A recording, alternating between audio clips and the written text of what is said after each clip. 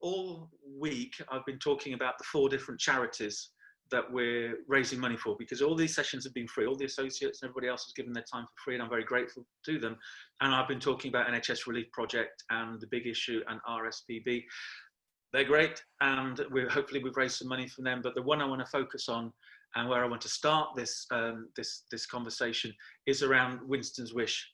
And I'm really pleased to say that we've got Fergus Crowe with us, who is the CEO of Winston's Wish, who are a charity, and I've been introducing them all week, Fergus, you all week, as one of the UK's leading children's bereavement charities, doing amazing work before all of this and doing even more amazing and more important work now. And I talk about how this book, Independent Thinking on Loss, and I'll come to that, I'll come to Phoebe in just a minute, how that is raising money in royalties for that are going towards Winston's Wish, how we're friends with Winston's Wish, if you like, and that currently you're offering free training, and there's resources, and that we need to be supporting you, and you've got so much to support children. So I'll come to you and I'll let you explain yourself better, and also want to start with some of the Cambridge research as well, if that's useful, just the general feeling of what that came up with.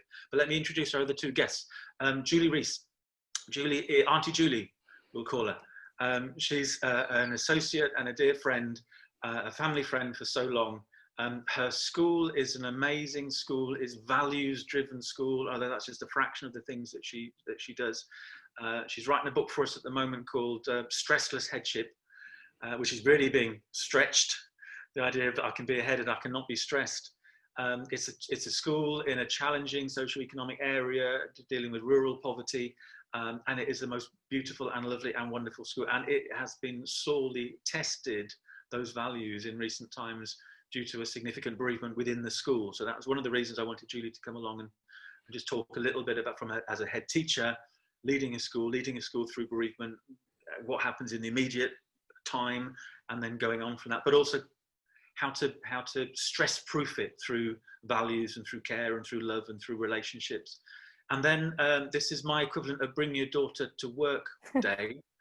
Hi Phoebe, welcome. It's been a long time since Phoebe and I had a cuddle due to lockdown, with me being here and her being there. But it's good to see you, Phoebes. Phoebe's name is on the book. Phoebe lost her mum when Phoebe was 9, and one of the things she's doing on a regular basis is taking any opportunity to talk to teachers, to talk to people about how that time has been from year 9 through to, what are we now, 21? Yeah. At university, and how teachers have got it right, how they've got it wrong, how they could have got it better, how schools could have managed things better, just to help. There's no blame, it's just to help everybody have an idea of how best they can help a child who is grieving and growing through that grief. And that unites us. Auntie Julie took that. That was just a few months after Phoebe's mum, Leslie, died. That's me and Phoebe's, and Auntie Julie took that. So we're one big family. Which brings me to Fergus. I'll stop talking now. Fergus, if you will, and thank you ever so much for coming and sharing your time. Can you tell us where Winston's Wish came from, just briefly, what it's been doing prior to all of this crisis, and then just a little bit more about the research that you put together with Cambridge University from last year, please. Yeah, very happy to do that, Ian, and thank you so much for inviting me. It's a real pleasure to be with you. And just, I think, to echo your comments, that the partnership, the friendship that we have with you guys has been a wonderful thing for us. So thank you. And one of the things you've done, as I know you do everywhere, is to really inspire us to think differently, and I think that is that's a wonderful contribution. So thank you. Yes, and thank you for promoting us, as I know you have been.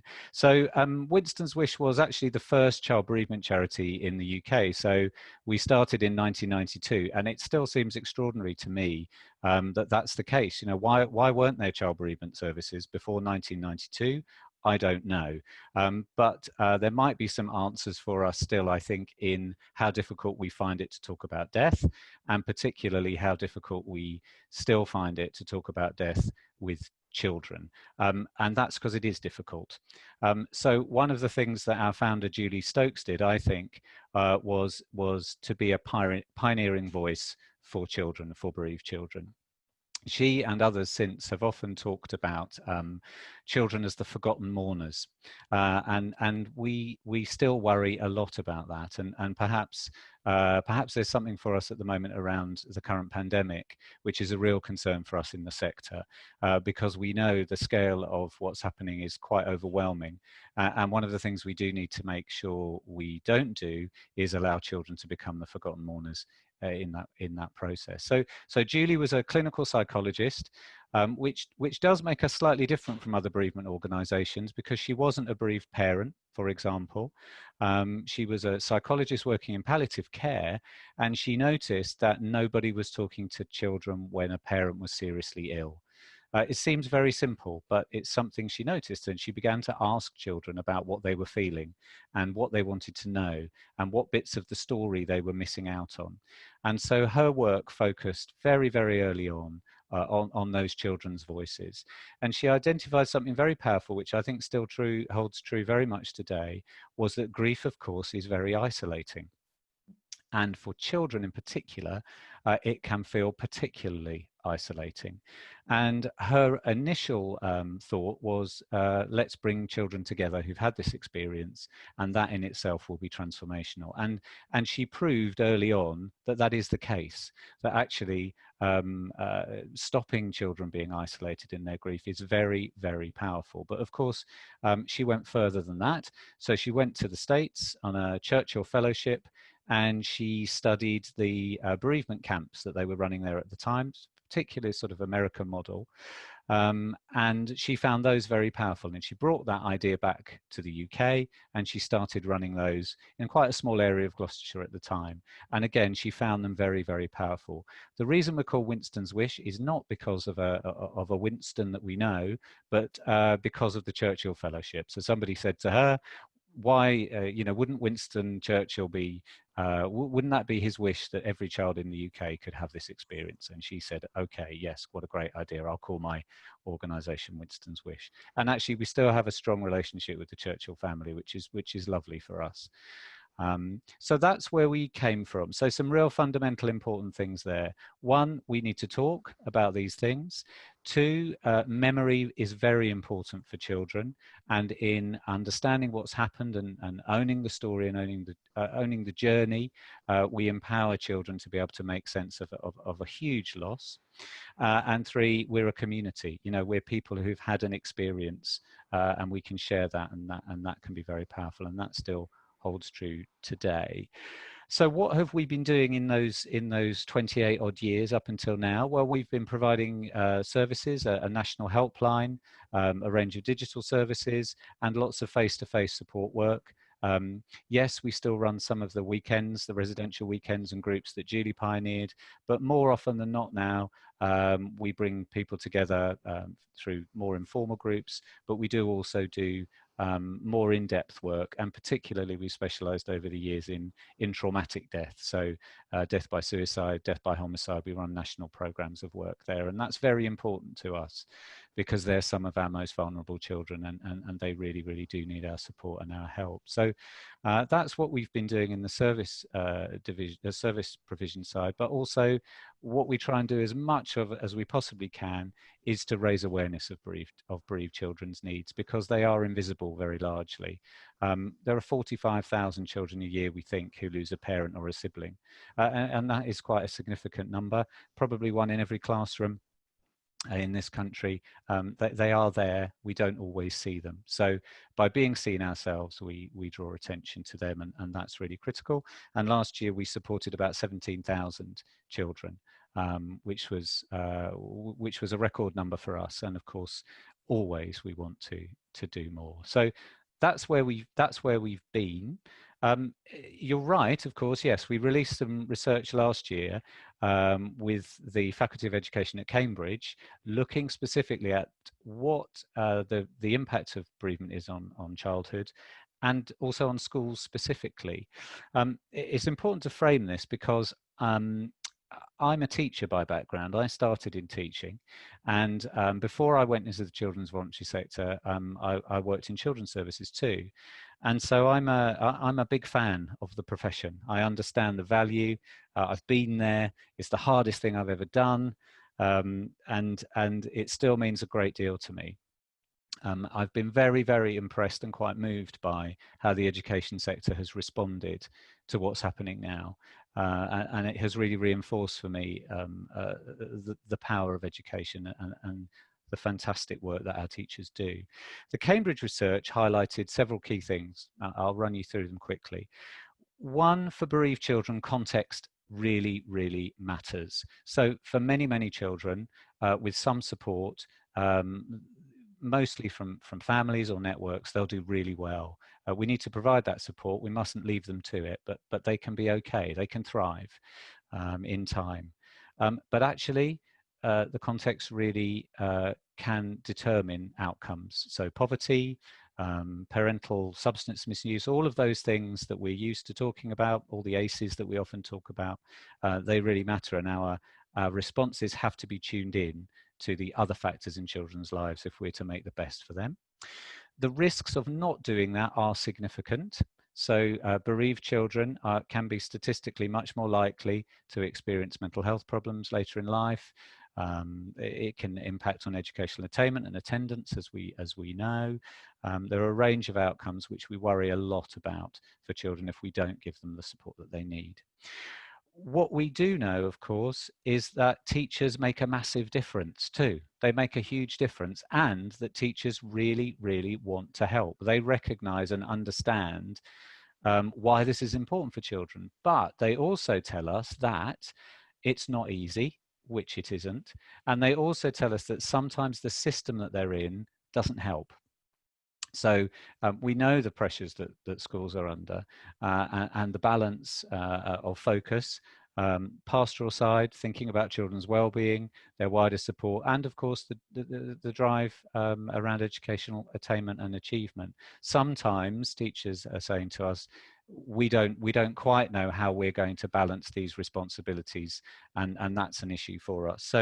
So that's essentially what the Cambridge research told us. It told us to focus on teachers, support, provide what teachers need, and teachers can play a massive part in improving outcomes for bereaved children. That much is absolutely true. Yeah, okay, thank you. But just one thing, I've got an anonymous attendee slapping my wrist telling me they don't want to be too pedantic, but it's not half term in Scotland. So my apologies, Scotland, and thank you for whatever you've been up to today, maybe in school or however you've been working today. Thank you for coming along. I read the Cambridge research, and there's a number of things struck me. Primarily the idea that teachers are really, really keen, desperate to want to help. Because of course, because they're teachers, because that's what we want to do, and also, but we don't know what to do. And I think that it really opened up the need for things like the independent thinking on Lost Book and all your work and everything else that's out there that tell us what we want to do, because we really want to help. And we know that with help, children don't have to end up in these situations statistically. That statistically, a bereaved child is more likely to be on drugs, be on alcohol, be on crime, live on the streets, all those sorts of things. But that's not written. No. We make a difference, and we can do something. We can do something about it. What also struck me in the Cambridge research is that the complexity, because every child will have gone through a different life before a death.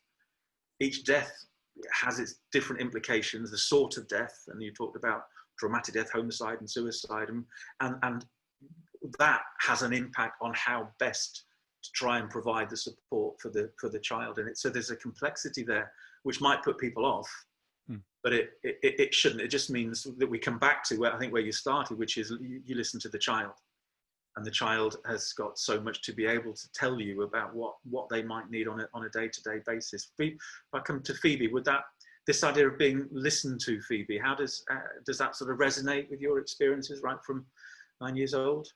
Yeah, I think if any teacher had just asked what I needed at that time, I would have had an answer and just felt more supported than a teacher not saying anything at all.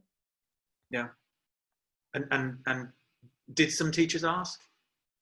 A lot of them with prompts, I think. I think it just makes a lot of them feel uncomfortable, because death is uncomfortable. But when it's a child experiencing it, it takes away the innocence from the child, doesn't it, in a way? So those that asked, they did ask, some did ask, but I think it's because I prompted that I wanted them to ask. Okay, so, and I mean, there's a question here from Vic Goddard, Uncle Vic. What's the line between offering support and being too pushy and making the situation worse? Is there a sense that people think, well, she's not crying at the moment, I don't want to sort of, I don't want to push it, and I'll leave her to it? Or what did you find teachers were with regard to that, being worried about being too pushy? I think it's it's wanting to just get to know that child and being able to pick up the cues when they need you most, because it's very different for each child. So it could be that the child needs you most when they're the most quietest. And that might be a natural call for help, but that's when you need to be a bit more pushy and you need to get into them and to just work out if they're okay. But I think it's not, I could tell you, but it's not a one size fits all. Every child is different. And if you just give them the platform to be able to speak to you and just ask them or say to them, you're here, if you need me, come to me, then it leaves them with that knowledge that you are there. You're not forcing it upon them, but you're simply saying, and that just makes them feel 100 times less alone. And exactly like you say, so it's not a one size fits all, because your sister, she was quite happy to have, is the wrong word, but she wanted, home is home and school is school. She just wanted to leave it there and just get on with school, and that was the space that she got in her head, whereas you wanted a little bit more help and support. And also from my experience, for you it changes hourly. So I mean, can you explain puddly moments to people watching, because it's such useful shorthand for explaining where you are at any given. So going back a minute, sibling wise, with the one size fits all, it's going to be different. Each sibling's going to be different, each child's going to be different. Every year it's different, and that's a puddly term is what I used to describe to my teachers, and I still use it to describe to Dad. It's just a day where I'm just feeling the loss that little bit more. I'm in a puddle. I can get out of the puddle. I'm not going to drown in the puddle, but I'm just feeling super, super sad, and I just need to sit in the puddle for a minute, and then I'm going to get out of the puddle. But it just helped me vocalize how I was feeling without saying, I'm really sad today because my mum died. Instead, I could just say, I'm having a puddly day. Don't ask me about it. Just let me sit and be. Just be with me, or let me be. And the idea that, I think that came from the idea that adults grieve in rivers. It's ongoing, whereas children sort of dip in and out. It's a bit more, they grieve in puddles. Yeah. That's where that came from. And having that language, that shorthand was, I think has been, well, we still use it. It's still really, really useful. Mm-hmm. Thank you for that. There's other questions, of course. I'll come back to you, Phoebes. Julie, can you just describe your school briefly, and then that if you're okay with that moment where things changed, and how you then move forward as a school leader.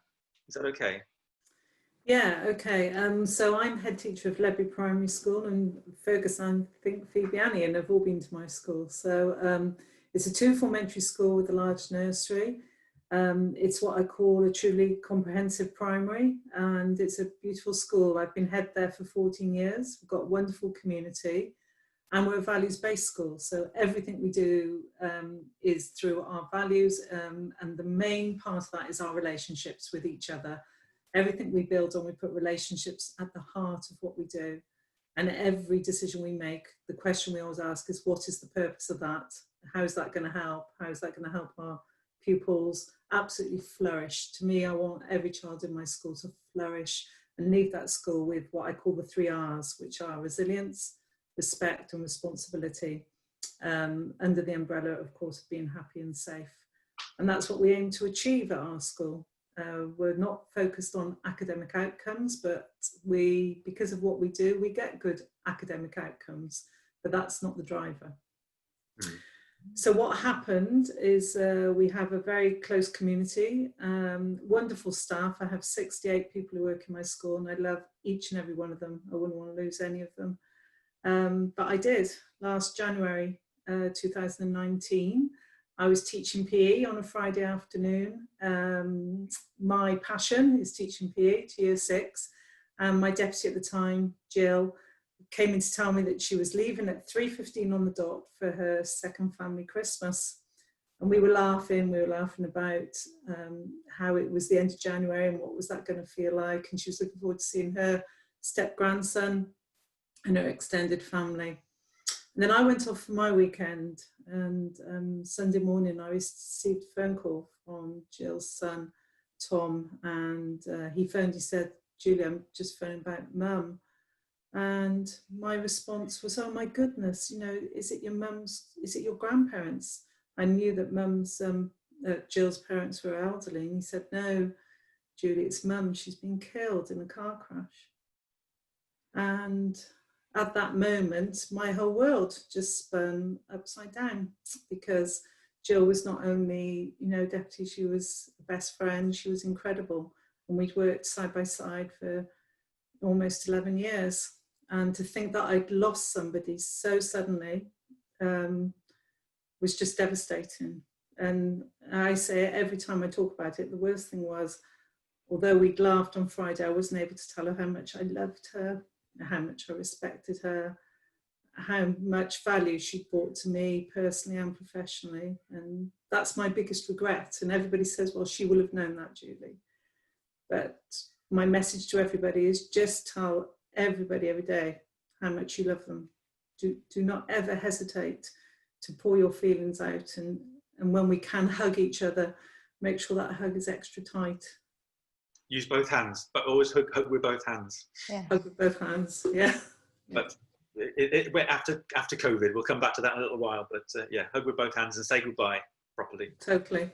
So how we coped with it was, I have a remarkable senior team, and we all met in the school on the Sunday. And we decided that we'd communicate to our parents. I wrote a letter immediately that went out. Then we did that via social media as well.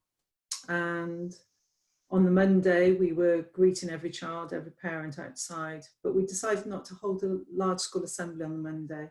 We decided that would be too emotional for everybody, including the staff. We wanted, like Phoebe says, everybody needs to grieve in a different way when they hear news and when they first receive that. And it was really important to me that I contacted and went into every room to see every child and member of staff.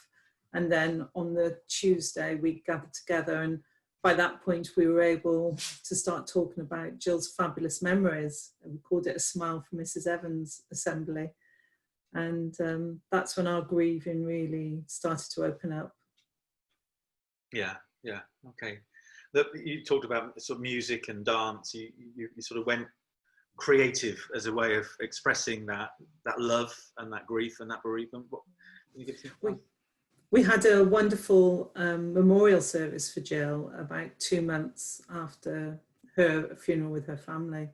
And that was wonderful. We used music. We had Jill Evans Choir, which were the staff and children together. We sang Jill's song, which one of my members of staff rewrote some lyrics.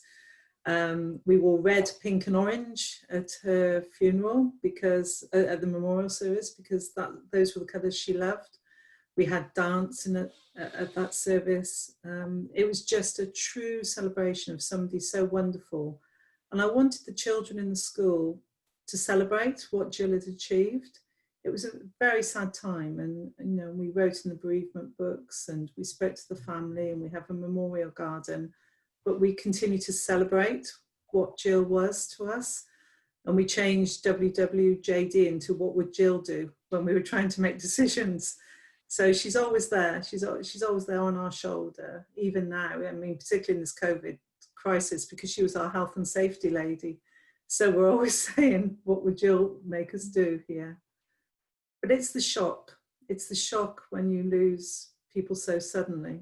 And I really feel for those communities who, within this awful situation, they have lost loved ones that they wouldn't have anticipated. We lose through cancer, we lose through car accidents, but some of those communities, you know, have lost so suddenly people that they would be expecting to be around for years. And my heart goes out to them. Yeah, thank you. Thank you, Julie. There's a question for somebody who's about to start a long-term supply about a long-term cover position in Wales. And they want to find out what might be the best way to find out about what's happened in the community, so they're sort of ready before they arrive at the school. Any suggestions on that, Julie? With relation to what's happened currently, is it? Yeah, I think so. Yeah, they're about to start in September, so how can they be ready for people's stories? I think you've just got to be really curious and open to find out what's been happening in the community. Engage with the schools now and really ask those questions about how you can be open and to support the school and the pupils that you're going to be meeting and teaching. You've got to connect before you start at that school. Connecting is absolutely everything at this time. And listening, I mean, Fergus mentioned that earlier, and we were talking about empathy. It's so important that you do genuinely do that deep listening for what children want, because not only did we lose Jill, you know, over the last 5 years, I've lost 2 parents ourselves at school, and I completely concur. You know, I've learned so much with being close to Phoebe, how to be with those children in school, and just sometimes sitting by a child who's grieving and saying, so, you know, how's it going? Or just being there. It just allows those children to reach out and know that somebody's looking out for them. Yeah. So be inquisitive, be curious, be open. Yeah.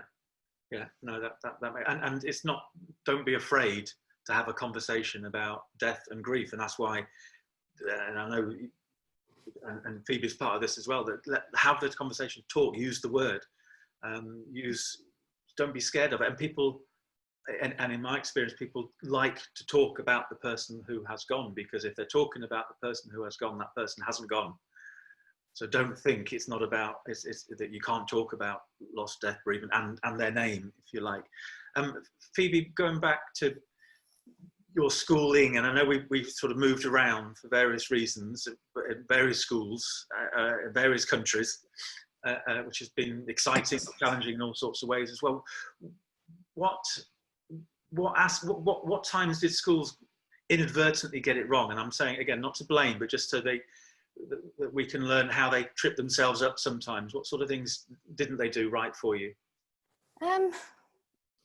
Well, to throw us straight in the deep end, I think it was the main one was making Mother's Day cards, which is one that I will always remember. Yes. And sitting in a Mother's Day assembly, and all of the children are turning around, and you already feel lonely when you're grieving, but that's a whole new lonely when you're the only one in that room that doesn't have a mum, whilst they're talking about Mother's Day and how to celebrate them, and then going back to class and having to make cards. So that was a big one. Some others, they couldn't comprehend it. They couldn't comprehend it because I wasn't in that school when I lost mum. Therefore, they couldn't really connect to it, and nor could they comprehend it because it changed. My loss and my pain, it changes and grows as I do. And so, you know, as you know, when I was 9 and I lost mum, compared to when I was in year 10 and I lost mum, the pain was completely different. The loss that I felt was completely different, and teachers couldn't comprehend that. It was as if I should have been over it by then, but I won't be over it. And even now at 21, the loss and the pain that I feel towards the death is so different, and it's just continuing to grow and change. And some years will be better, and I think that confused a lot of teachers too. As well, you were fine last year on Mother's Day, or you were fine last year on Mum's anniversary. So what's this year? And it's just because I don't have an answer. It's just, it hurts different this year. So just let it hurt, and just, you just, you know, give me a pat on the back, say, okay. Even if you just give me a little bit of eye contact that day and just go, you know, and I know that you're thinking of me, and that's okay. And tell us about anniversaries. Yeah, that's, if one teacher can remember an anniversary for that child, the anniversary, whether it be the day that they died, the day that it's their birthday, Christmas even, just know that anniversaries are one of the, or possibly the most painful, you know, events in the year. And even before the actual day itself, the leading up to it. And ironically, we're about to go into June, and I'm 5 days away from the last day I saw Mum's anniversary. And it's just one person texting or saying at school, just saying, "You okay?" It makes you feel less alone at 21, let alone at the age of 9, let alone at 15. So get the anniversaries, put them in your Google Calendar, repeat annually. Yeah. Get them all in there, whether it's the last time you saw the person, that when they died, the date of the funeral. It's just, and like you said, just maybe eye contact, maybe a pat on the back, or yeah. We don't expect. I don't expect a cake. I don't expect you to take me out of class and give me extra attention. You don't have time for that. Teachers are as busy as it is. But just that little, pat on the back or a little bit of eye contact. Mm-hmm. Tell us, so especially the school when it happened, how they got things right. So school is essential to my loss, because I was actually in my head teacher's office when I found out that Mummy had died. And how they dealt with it from the get-go was just amazing. They encouraged us to go home that day. They told all the children, so all of my friends knew, which we wanted anyways. They told them with biscuits and cookies. They encouraged each child to make a card, and they sent home those cards and flowers to us. And that not only, brought something to our house, but it also taught these 9-year-olds how to respond to death. And even one of the cards said, "Sorry, your mum's died." But that was something, and it was just better than nothing. Yeah. Okay. I'm going to come back to Fergus now. One of the other things that came through in the research was support. If it's a parent that's died, support the remaining parent, and how important that is, because that parent has got a lot of work to do on his or her own now to work with their children. So any support you can give directly to the parent is good as well. And I saw that. I've seen that, and I've seen that not happen to me. I've seen the opposite of that happen to me. So going back to Fergus, and Julie mentioned funerals. And I know, so Phoebe, you're only 9, but you went to your mum's funeral, and it was a significant part of the process of starting grieving. We're in a situation now, and I'm sort of bringing it a little bit more up to date for a while, Fergus, where people aren't being able to go to funerals. And what are you seeing is the impact on children of that? And because we used to have a time where children didn't go to funerals anyway, and then and now we're big, it was opened up a whole lot more, and now maybe we're missing out on that. So just if you can talk just a little bit about funerals, what and also what you find people may be doing instead of, and it made me think of it because Julie talked about the sort of the celebration event that they had afterwards, and also, and I'm throwing 3 things at you here, Fergus, from a cultural point of view. What are there any differences that you're seeing that are obvious that we need to, I know that's a huge area as well, but just culturally, what do we need to be aware of with regard to these ceremonies? Yeah, okay, so yes, there's a lot there, isn't there? I mean, a couple of things occur, I mean, just partly in response to what Phoebe is saying, which of course is fantastic advice, very clear and very straightforward, I think. And just to reinforce that point for teachers who get very worried about this, probably the 2 most important things you can do as a teacher when you come across these situations is validate the loss, acknowledge the loss. I think that's what Phoebe's saying, and that is what we hear a lot, is actually children just want to know that you have understood and seen and heard their loss, and they will tell you what else they need. If you can do that, that makes a massive difference, and listening comes into that, of course, doesn't it? We do still hear from children a lot.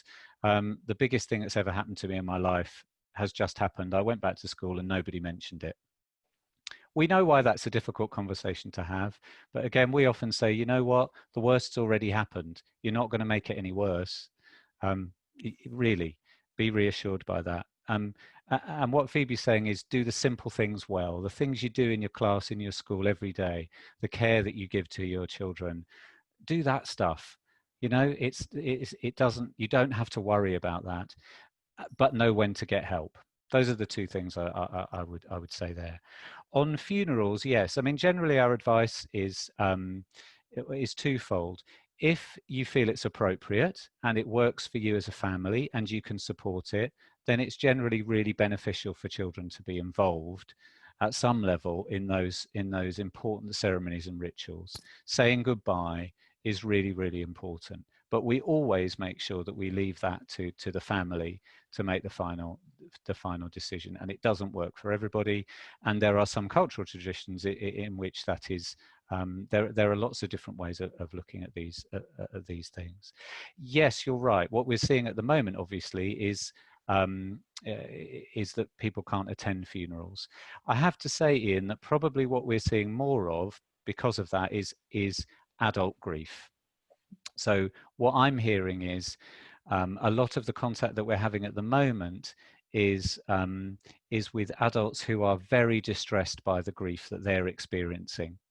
And that is compounded by the fact that they perhaps haven't been able to be with a loved one at the end of their life, or perhaps the death has been very sudden, or they know that they aren't going to be able to say goodbye in the way that they would have done. Why that's important for us is because it means that if adults are very distressed and they are struggling with their grief, it means that the children are unlikely to be able to get what they need from those adults, which is not a judgment at all. It's the reality. And I think that probably means that for schools, as children return, they will experience that will come through in how children are at school. So I think that's very, very important. So those rituals and those traditions and those ways we remember people and those ways that we grieve are interrupted, and we think it will have an impact. It is having an impact, and we think it will have an impact on the kind of longer term support that's going to be needed for families. You mentioned supporting parents. The evidence tells us that one of the best ways to support children is to make sure that the parent, who's the caregiver or the caregivers, have support themselves, that they feel well, they can grieve. Healthy grieving in an adult means healthy grieving by and large for those children. And what families have is secondary losses, don't they? So sometimes their personal circumstances change dramatically. Often there's a loss of income. Often children, they move. There might be a new school transition. So children and families are having to manage a whole series of transitions. And Phoebe's absolutely right, of course, to highlight not only the transitions in the grieving process. I was 9 when mum died, but I'm 21 now. It's different, but I'm still going through it. There's a long arc here. And again, one of the pieces of advice I would fully support that Phoebe gave is don't forget that. Don't forget that. It doesn't start and finish. It isn't like that. And that's, again, a really powerful piece of knowledge, I think. Yeah. So there's a question come through from Lorraine Pardo, but it's a really long question. Lorraine, could you just put it shorter, and because we'll be able to answer it then. It's just so much to try and get in, and I'd like to answer it because I think it would be a good one for Julie to answer. But Julie, just going back to one of the things when Phoebe was experiencing some, coming back from school in tears because of things that didn't need to have happened, I just think Julie would have been all over this. Julie would have sorted this. And one of the things that I think you would have sorted would be to give to help the children, the peers, have a language by which they could talk to and understand Phoebe or the grieving child. I mean, Phoebe had a situation, one of the things that really distressed her was somebody was saying, another child said to her, well, your mum didn't die because you're not crying. And it just messed with your head, Phoebe, didn't it, that one? Yeah. So what do you do, Julie? What have you done, and what are you planning to do around facilitating small children to be able to talk about these things? Yeah, I think most people now becoming familiar that there is a recovery curriculum that is available to us as we go back. And fundamentally, PSHE has got to be a core part of our curriculum. It should have been before this. But if schools ignore that now going back, I think they're going to find it really difficult to give the children the language and the skills which will enable them to live with grief and know that it's part of our journey, it's our life journey. We used P4C a lot at Ledbury, where the children are able to communicate clearly, to be inquisitive with each other, to be presented with scenarios that they need to unpick and understand. A classic one that I recall is, you know, I'm not afraid of showing photographs of graveyards in our P4C sessions in school. And one such one was one where a Year 5 child used that as a stimulus for the question. And the question that these Year 5 children talked about was, can death ever be beautiful? Now, where that question came from was her grandma had died of cancer. And when she saw her grandma dead, she said all the pain had gone from her face and my grandma was beautiful again. So we shouldn't be shying away from having those conversations and that language development, even when death is not prevalent in the community. It should be part of our normal curriculum, and it's part of our journey of life. And I think the more that we can talk about it and it becomes accepted as that's where we're all going to end up, the more confident teachers will be with their students, and the more normalised it will become for the children. One of the things that we've done with Winston's Wish is, as a way of starting conversations, is some people watching this might know about my thunks, these questions that make your brain hurt, and there are no rights or wrongs, and they grew out of philosophy for children. So we put together, this is before all the COVID stuff, we put together a series of thunks on death, which are available for free as a download from the website. I'm sure Nina in the chat room will put the link at which you can find it. Conversation starters, a bit like Can Death Be Beautiful, that will allow teachers in a safe way, because P4C is safe and these thunks are safe, to talk, to have a conversation about life and death and loss and everything that's involved in it. So that might be a way forward to help with the language.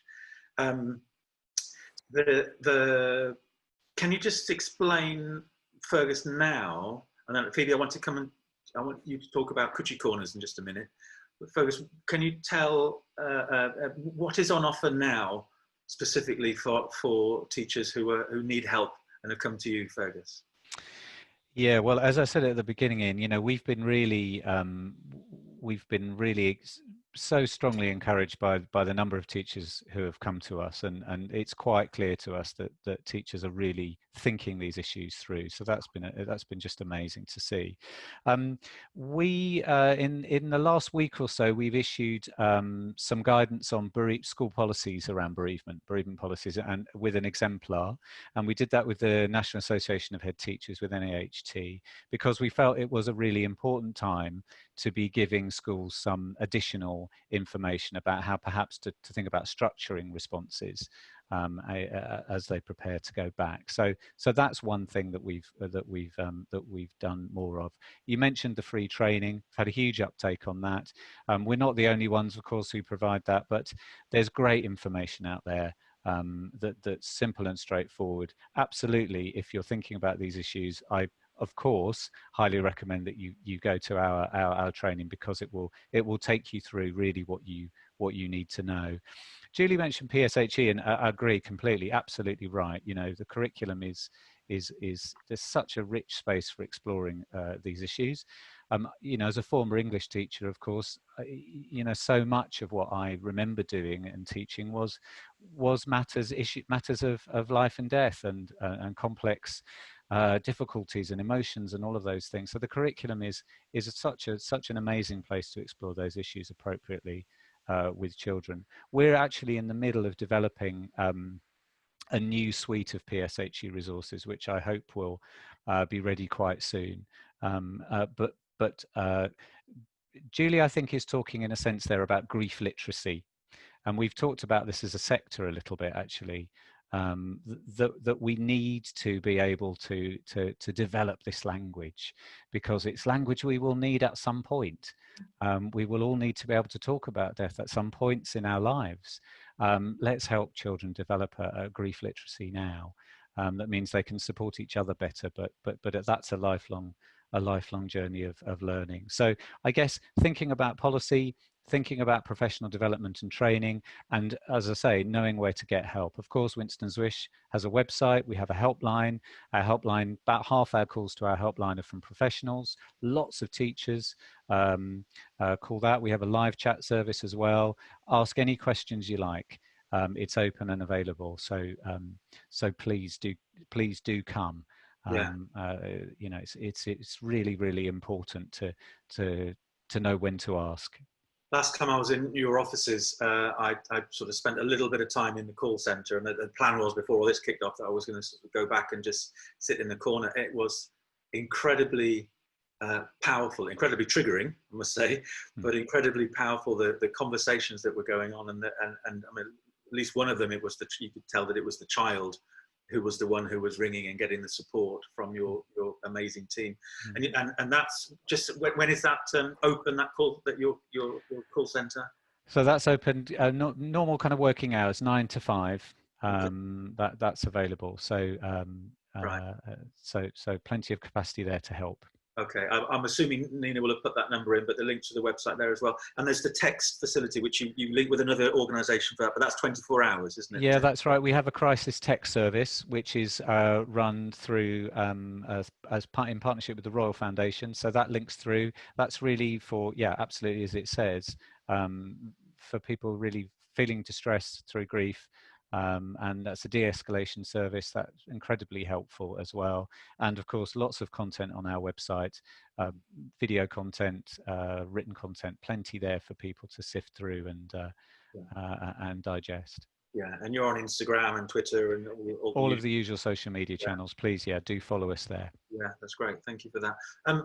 Phoebe, your university now, final year, strange final year, final few weeks, and but you've been doing work around transitional objects, and also you've got a plan for a Cutchy Corner. Just want to explain that, and why, if you'd had a school with a Cutchy Corner, it would have been useful for you. So Cutch actually comes from the lovely Nina. In our family, we were introduced to Cutch many years ago, and it's just, I don't even know how to explain it in the sense, it's just more than a cuddle. It's just, if you've ever given Nina a cuddle, you know what a Cutch is.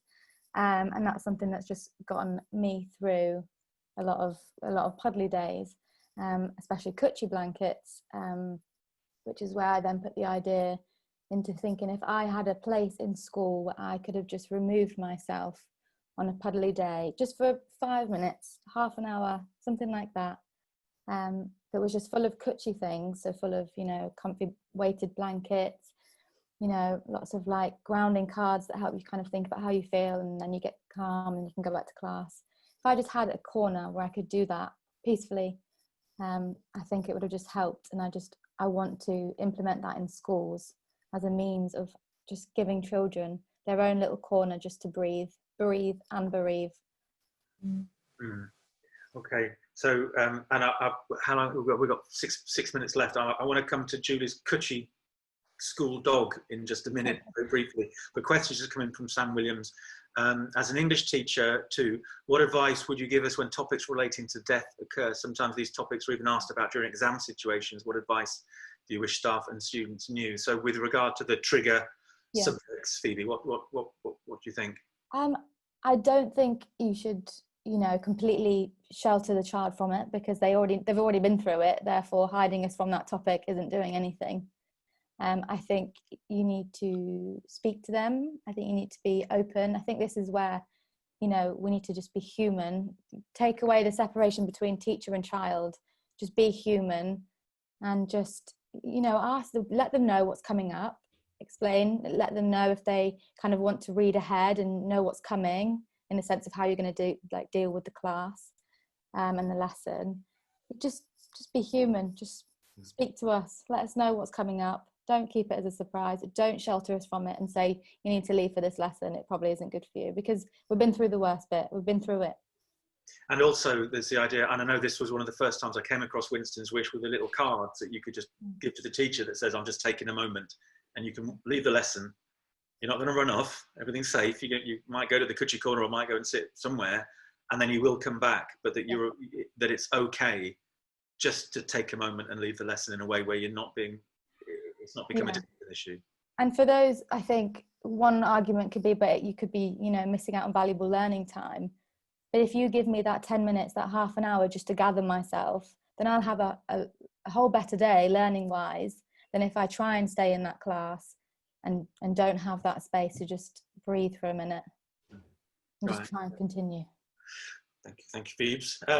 Julie, the Cutchy dog. So to what extent is what else is going on? So you talked about values. What else is in your school and thinking about going back when, let's say, let's think about going back. How are you going to coach the children when you can't coach them physically? Yeah, I think, you know, after knowing Phoebe for so long, we designed our own Cutchy corner at school called The Den. And it's the perfect Cutchy corner. It's got crushed sofa and lovely blankets and lighting and just a place for the children to be, but equally for the parents to be. You know, I'm thinking about the parents and actually in one case, grandparents that we've supported who took on 2 children in our school.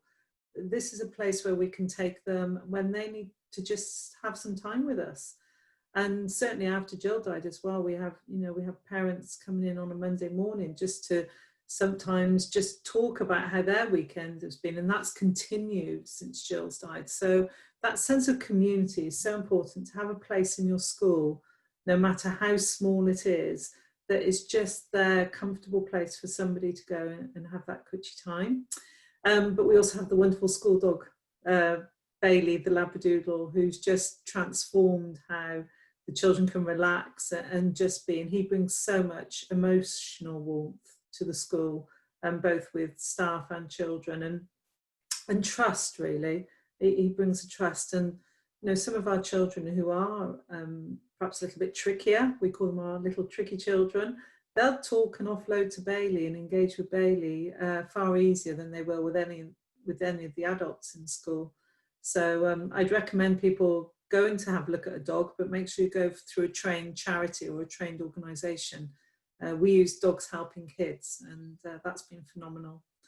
What we are going to miss is we use things like peer massage in school to teach positive touch, and that's used throughout the school, and it's been remarkable.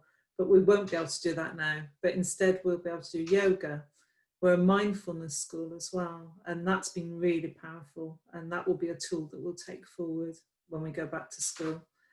So having our values, you know, really bring us through this has been remarkable, and my team have met every Friday afternoon on Zoom, all 68 of us. We've done this marvellous thing called the Rebalance curriculum, and it's been wonderful. We've been very much nourished during that time. And we've talked about things like fear and feedback and criticism. And I know that every single one of them, they'll be fine when they go back because they've had that opportunity to engage. You're teaching your children to cuddle themselves as well, aren't you? We know logically self-hugs. Self-hugs. It has a positive effect on the brain. You can do it. It does work. That and the Namaste. We're coming right then. I just want Phoebe to have the last word, really. Post-traumatic growth, Phoebe, life after death, hope, all those sorts of things. What message would you what message would you pass on to teachers for them to pass on to 9-year-old yous? To encourage them to talk. That's one thing that's helped me dramatically, and that's thanks to you really as well. Just encourage them to talk, and it's okay to talk. It's okay to cry. It's okay not to cry. Just talk about it, and just keep them alive. I think that's what helps me. Keep them alive. How do you mean? Keep the memories alive. Talk about the memories, even if sometimes it feels like you're rambling. It just keeps them alive, and that's what I want. So that through those processes, there is hope. There is life after death. There is. You don't forget. You can live. It doesn't have to be those statistics that say we should be on drugs, we should be out of school. And me, my brother and my sister are testimony to that. It doesn't have to be that way. There is so much else left for you as a bereaved child. You need that guidance, and teachers are so important in guiding them. Okay, that's the end of the hour, because I was hoping I'd get through the hour without filling up, but you've finished that off for me, Phoebe. You are a testimony to post-traumatic growth. I love you. I'm so proud of you, and so many people are. And so many things coming through in the chat. They're just saying how brave and how wonderful you are. Julie, how brave and wonderful you are. I'm so delighted that you've been in our life to help Phoebe over these last however many years is significant. And Fergus, the work that you are doing, we know how important that work is from being from having not been on the receiving end of it, and encouraging now other teachers to make sure they are on the receiving end of it in order to benefit from it, and to reassure everybody that it's awful time, but it doesn't stop everybody else's life, and that we can get through it, we can be stronger as a result of it. And that's so important, that this idea of growth through all of this awfulness that's going on at the moment. If you want to carry on the conversation at ITL Worldwide, I know Nina's been putting, and thank you Nina for all your work, putting lots of links and things through in the chat. If you want to email me directly, I can field any more questions in at independentthinking.co.uk. The book is there. All the Independent Thinking Press books, including that one, are on discount at the moment, independentthinkingpress.com. So go and check them out. Check them out there. Independentthinking.com is the website. If you want any more information about what we do. All I would say to anybody watching this, and this will go on video onto YouTube next week, all being well, and hopefully as a podcast. All I want to say to teachers is for everything that you do to support a bereaved child and their family, and the father, the mother who's left, I just want to thank you for what you're doing. Stay safe, everybody. Thank you very much. And those who are following these conversations, I'll see you in the morning. Thank you very much. Bye.